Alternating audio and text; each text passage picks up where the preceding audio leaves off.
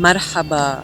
Hello to you. This is Natasha Abu-Fadel, a choreographer in research of the essence, meaning, reconciliation, and purpose within choreography. Of course, that naturally makes me curious in other choreographers' choices and process around how they reconcile, structure, and articulate our place in the world as movers. Welcome to Conversations on Choreography, a place to archive spontaneous dialogue and inquiry from the perspective and lens of a choreographer, between choreographers, about choreography. I curiously wonder about the choices, purposes, and meaning behind what's been composed and articulated. This platform is a mode of research investigating where choreography stands today and where it seems to be going. I aim to challenge and plant the seed for choreographers to depart from the bounded and limited realm of understanding stage dance, and to participate and engage with it and through it with less of a grip and more with wonderment and the possibilities meant to emerge. I'm curious to observe and listen to the ways choreographers create. What do they pay attention to, or lack thereof, when involved in the dynamic perceptual process of building relational situations? What becomes intelligible through the relations between body, space, time, and environment?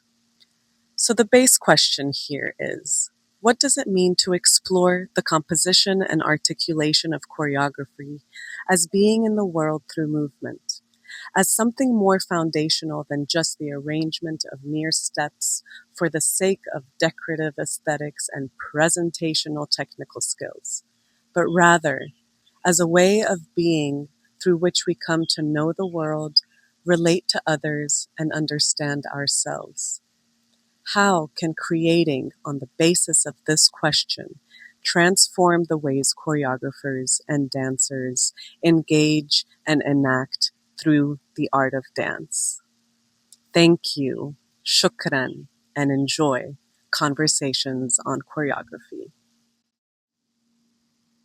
For the first group of choreographers that I was interested in having these spontaneous conversations with, these were participants of the Cure 8 program in Oklahoma City. Cure 8 is an 8-week creative experience that pairs local dance makers with leading industry experts to produce new original works that premiere at Oklahoma Contemporary Arts Center. Through these mentorships, artists weave community engagement and advocacy for pressing social issues into their creative process. Choreographers collaborate with local social service organizations, crafting works informed by topics paramount to the community. By presenting works that call attention to specific social issues, the audience's experience is more than passive observation. It catalyzes active engagement and dialogue for social change. Curate's vision aims to increase networking opportunities, enhance artistic development and community engagement, and drive social impact, ultimately leading to growth in the local dance ecosystem. Curate is such a wonderful program, locally created for Oklahoma artists to be provided with a platform to create what's heavy on their heart and what's important to their walks of life. And as a choreographer of the first run of this program, I can say that it was a turning point in my career. It provided me with the opportunity to get to work with local dance artists and to finally have the resources and the opportunity to create what was heavy on my heart at the time. And it gave me so much courage and confidence to continue to want to share my voice. And it's been really wonderful and beautiful to see this lineage continue and to see these opportunities be provided for more local dance artists to get to watch watch it continue to evolve and continue to press on really important social issues. So enjoy these mini episodes of my conversations with the Curate choreographers of 2025. All right, so we've got Jules Straughn over here. We're going to ask her quick questions. Is it still going? Yes, it is. Perfect. Okay. And you can elaborate as much as you want, or you can give like a quick, direct answer. Okay. So I'll start with this one. And if you had another week or two, kind of like what you brought up last night, what would you have shifted, changed, taken away, added, or would you have just kept it the same? I think there are like little baby microscopic moments that my choreographer brain sees that I'm like, I'd add a little movement there or a little shift of focus. So just like maybe 2 or 3 moments I saw watching it this weekend where I was like, ooh, if I had more time, I would have expounded on that a little bit more. Okay, cool. Did you discover something new about your creative process? And then whatever, if yes, do you wish you had more time to explore it or maybe did more of that rather than maybe something you revert to? I challenged myself this time to explore more in the moment instead of coming in fully prepared. So Alexandra Beller was someone I worked with in college, and her approach was like, how softly can we create something amazing? And so I tried to really embrace that of like, how soft and collaborative can we be in this process instead of just coming in and drilling things as we went. And that was really fun because it allowed me to collaborate more, allowed me to explore different opportunities than I normally would, but it also was a lot slower. And so I think that I would just be more aware of how to time manage, knowing that that does take a little bit longer than coming in fully prepared. Because how long were rehearsals? They were 2 hours. And we had, because I had a large cast, there were conflicts semi-regularly. So having full time with full cast was pretty scarce. It's interesting to hear that because your piece felt very polished. Really? Like it felt very clean, very put together, like detailed. It seemed like maybe you had choreographed it beforehand and came in. I think sections, actually. Sure. There were moments where I was like, ooh, I wonder if this was an exercise she gave them and it just transformed into this image. Yes, probably a mix of both. And that's, I think we had maybe 4 rehearsals to clean, maybe 3. Like we finished it pretty late into the process. So that's good feedback. That means I have smart dancers that could apply things quickly. And a smart way of working. Thank you. Yeah. Okay, let's go on.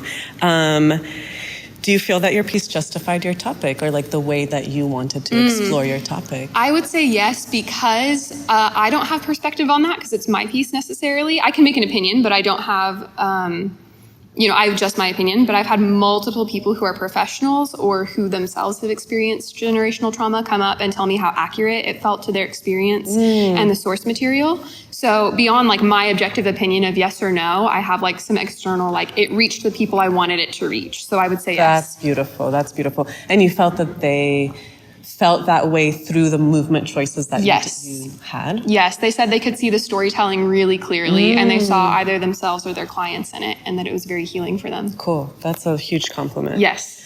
Okay, and in one word, describe how you felt before the 8 weeks, like when you found out you were a choreographer. To today. Wow. I have to think about that one a little bit. Think about it. Obviously, wonderfully excited when I found out. I mean, thrilled. And I actually was really excited because I remember you telling me, you were like, I think you're going to find the process really like delicious, I think was the word you used. And so I was like, oh, like this is going to be really great. Like if Natasha says this, like I'm excited for it. And I think at the end of it, I feel very brave because I'm often my own worst critic and my own worst, like the person that gets in my way the most. And so I'm very proud of myself for the tenacity I showed and not letting like my inner critic win out over trusting the process and trusting the dancers. Wow, that's beautiful to hear because seeing you from the outside and knowing you and kind of seeing you through your journey, you are already such a brave person to me. Thank you. And you really just dive in and try things and you put them out there. You don't really, it doesn't seem like you doubt. I'm sure you do. I don't know, maybe you do, maybe you don't, but you're really inspiring in that way. So to hear that this made you even more brave, I'm so excited for you and like, how that's going to drive your action forward as an artist. Thank you. You're welcome. That's like that quote where it's like being brave is being scared and doing it anyway, or courageous or whatever. Yeah, because I feel that all the time. I feel afraid and doubtful often. So that's really encouraging to know. Well, thanks for sharing that. Yeah, absolutely. Yeah. Yes. Choice of music. My choice of music came from trying to build a world, kind of this liminal otherworldly space where you could interact with your ancestors. And so I was cruising through Spotify and like trying to find things that sort of matched. And these songs like just emerged on their own. Like they weren't really things I listened to prior. They're artists I liked, but they weren't songs that I knew prior to this process. And as I heard them, they just like stood out to me like sore thumbs. And so I was like, I'll string them together and see if I like how they sound. And they were just like weirdly cohesive and like creating this soundtrack for the piece. And I was like, well, there it is. Like there really was very little second guessing. The waves were kind of an addition to help with transitions, but it ended up working out really well in terms of making that. See, I would have thought these were songs you listened to all the time because of how it was very musically driven. Yeah, I very felt, much so. Yeah. Yes. You had a lot of musicality going there. Yeah.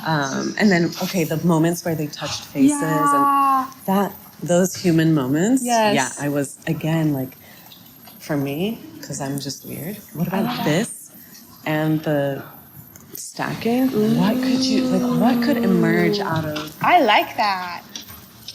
Just simplifying concepts sometimes can bring complexity. Absolutely. So those are the moments that really stuck out to me. Absolutely. And then whenever they were in relation together to one another, I think it was really powerful to see them respond. It was very genuine from your dancers. Yes. What was your process to get them to that place? Yes. So simple. Simplest things. We did a question of the day before every single rehearsal because I was like, this does not work unless we know each other and we love each other and we actually have a relationship.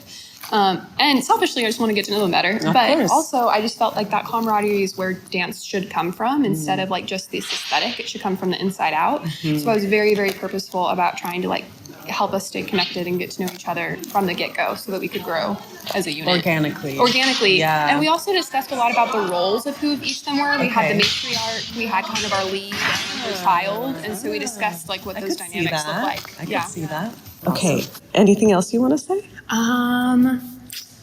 Yes. And this is not just because you're here, but genuinely last year was really inspiring and I felt like it gave us a really good framework to build off of. And so I'm excited to see where Curate goes because I feel like it's just this labyrinth of like creative minds and important topics and I'm excited to see it grow over time. Yeah. And your answer, thank you for saying that, by the way. Yeah. Your answer last night about what's next, I think was really, really powerful. You're like, you guys tell us. Like, come on, keep talking about these things that are whether personal to you or personal to your community. Yes. And that was a really powerful answer from you. Thank you. Yeah. Thank you for continuing this lineage. And I'm also so excited to see where it evolves. Yes. I love you, Jules.